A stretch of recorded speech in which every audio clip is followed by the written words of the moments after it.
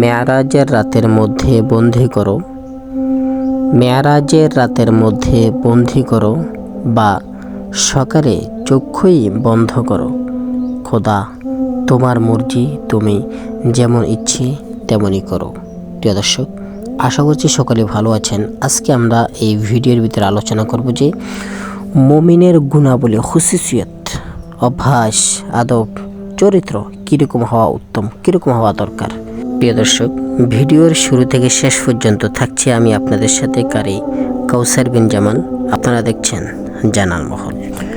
প্রিয় দর্শক, এই মর্মে উবাই ইবনে কাব রাদিয়াল্লাহু তাআলা আনহু বলেন যে নবী কারীম সাল্লাল্লাহু আলাইহি ওয়াসাল্লাম বর্ণনা করেন যে মুমিন যখন আল্লাহ পাক রব্বুল আলামিনের নিয়ামত পাবে, আল্লাহ পাক রব্বুল আলামিন যখন তাকে কোনো নিয়ামত দিবে তখন সে শুকর আদায় করবে। যদি কোনো বালা মুসিবত, দুঃখ, পেরেশানি হয় তাহলে সে সবর করবে।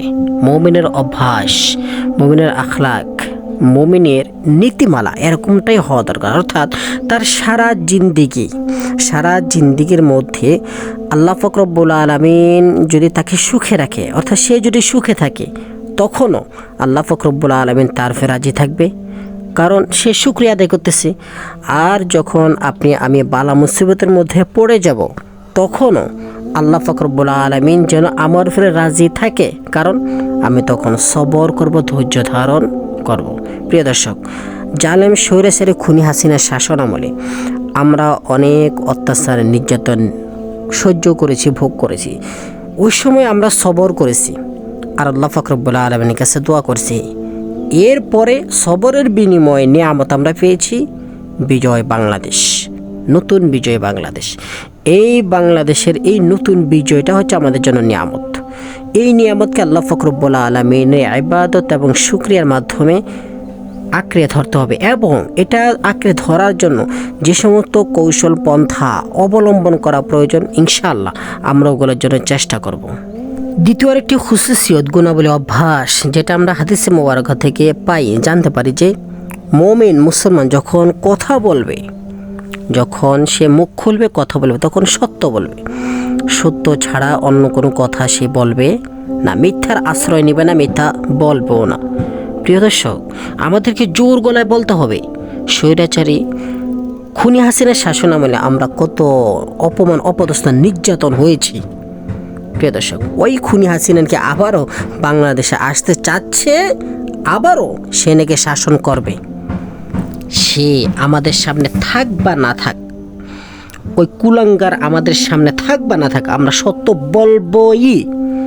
ও থাকাকালীন যেরকম আলেম ওলামারা আপনাদেরকে সজাগ করেছে, আপনাদেরকে জানিয়ে দিয়েছে এর ষড়যন্ত্র সম্পর্কে, এখনও আলেম ওলামারা এখনও জানিয়ে দিচ্ছে মুমিনের যে সমস্ত গুণাবলী, খুসুসিয়ত আছে, ওগুলো নিজের ভিতরে ফিট করুন, পয়দা করুন। এখনও যে সমস্ত কুকুরের জাতেরা, কুলাঙ্গাররা ওই ইন্ডিয়ার কুকুরের নাগালের মধ্যে আছো, তার পরামর্শে, সলা কৌশলে বাংলাদেশ শাসন করার চিন্তা চেতনা করছো, তারা হুঁশিয়ার হয়ে যাও। বাঙালি জাতি আপোষ করার জাতি না, বাঙালি জাতি হচ্ছে আবু সাঈদের মতো বুকে গুলি ফেতে নেওয়া জাতি। এই বাঙালিকে ইনশাআল্লাহ সহজে হার মানানো যাবে না। প্রিয় দর্শক, মুমিনের খুসুসিয়ত 2 নম্বর হচ্ছে সত্য বলা, সর্বদা সত্য বলা।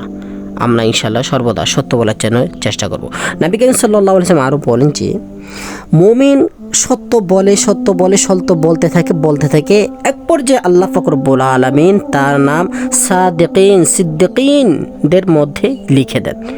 এক পর্যায়ে সে নেক পথে চলে আসে এবং ওই অবস্থা তার মৃত্যু হয়, আলহামদুলিল্লাহ, সে জান্নাতি। 2 নম্বরে সে মিথ্যা বলতে সে এক পর্যায়ে গুনাহের রাস্তায় চলে যায়। মিথ্যাবাদীর, কাযযাবের লিস্টিতে তার নাম আল্লাহ পাক রব্বুল আলামিন লিখে দেন এবং ওই অবস্থায় সে মৃত্যুবরণ করে, সুতরাং সে জাহান্নামী। প্রিয় দর্শক, চিন্তা করে দেখুন, জান্নাতি হবেন না জাহান্নামী হবেন? নবী করিম সাল্লাল্লাহু আলাইহি সাল্লাম এর অনুকরণ করবেন নাকি জাহান্নামের পথে পৌঁছাবেন? আল্লাহ পাক রব্বুল আলামিন আপনাকে, আমাকে অন্য কিছু না দিল, আমাদের কাছে অন্য কিছু না থাকলো, ইনশাআল্লাহ আমাদের ঈমানি চেতনা আছে, ঈমানি বল আছে, আমাদের চেষ্টা কোশিশ করার হিম্মত আছে, ওটা করি ভাই, ওইটা করি। এখনও বাংলাদেশের বিভিন্ন পদে উঁচু উঁচু পদে আওয়ামী লীগপন্থীর লেসপন্থীর কুকুররা এখনও বসে আছে। আরও তারা জায়গা দখল করবে, দখল করে হঠাৎ করে একদিন ঘোষণা দিয়ে দিবে, আসো কাম, হাসিনা আপা আসেন, হাসিনা বাবু আসেন, মা আসেন, আফু আসেন। মুদির স্ত্রী, ওই মুদির বোন, ওই মুদির মা হাসিনা, একে আবারও বাংলাদেশে এসে বসাইবে। আপনি যদি মুমিন হয়ে থাকেন, আপনি যদি মুসলমান হয়ে থাকেন, এখনও সময় আছে, এখনও সময় আছে। অতি শীঘ্রই নিজেকে নিজে প্রস্তুত করুন।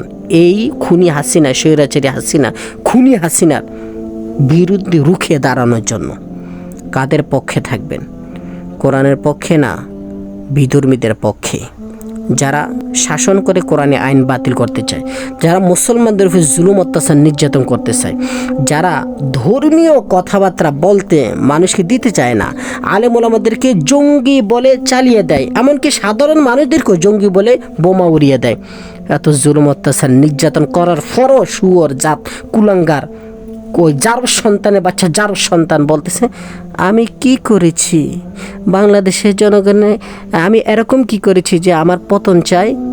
নাস্তিক, বেঈমান, কুকুরের দল, কুকুরের জাত। প্রিয় দর্শক, কথাগুলা কতটা তিক্ততার সাথে বলছি আশা করছি বুঝতে পারছেন। এরকম ক্ষোভ সবারই ভিতরে আছে। ওই বেকুব বলদ, ওই লুচ্চা হাসিনা, ওই মুদির মা, ওই মুদির বোন, ওই মুদির স্ত্রী হাসিনা বাংলাদেশে যদি আসে, প্রত্যেকটা বাঙালি তাদের ভিতরে যে ক্ষোভ আছে, ওই ক্ষোভ থেকে যদি একটা করে চিমটিও মারে, ওর অস্তিত্ব খুঁজে পাওয়া যাবে না। প্রিয় দর্শক, মুমিনের খুশুসিয়ত দিলের ভিতরে ঢুকান, মুমিনের মতো হওয়ার চেষ্টা করেন। আসসালামু আলাইকুম ওয়া রাহমাতুল্লাহি ওয়া বারাকাতুহু।